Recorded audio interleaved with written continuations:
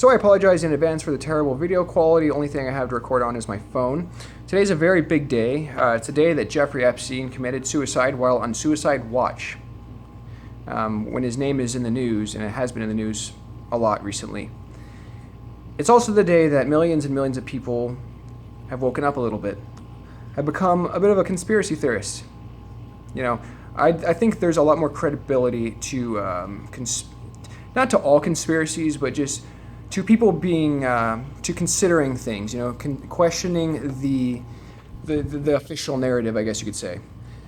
So you're telling me that this guy who was found in his cell a few weeks ago with marks around his neck, he was found in the fetal position. This is a guy that is a multimillionaire. He hangs out with very powerful people. And he's been in the news a lot lately, so, you know, there's been a lot of scrutiny on him, a huge spotlight is on him, basically.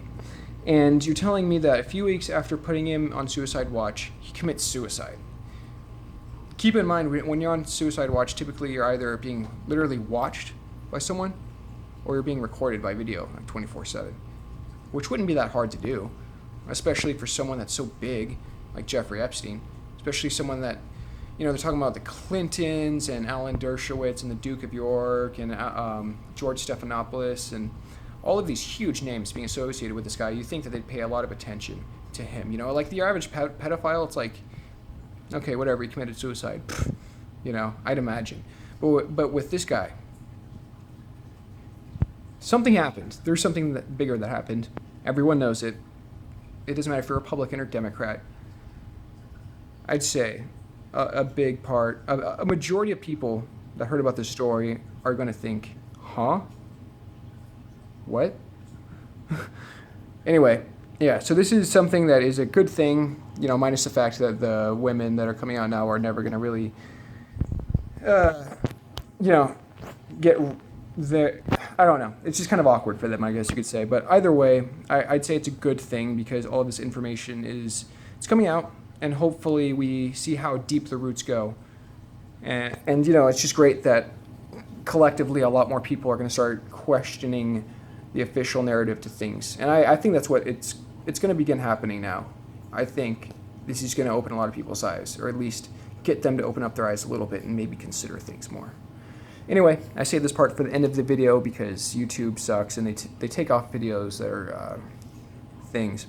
Anyway, so word on the internet, and this is from the internet, so take it with a grain of salt. This isn't from me, so don't it's not even necessarily a prediction from me, all right?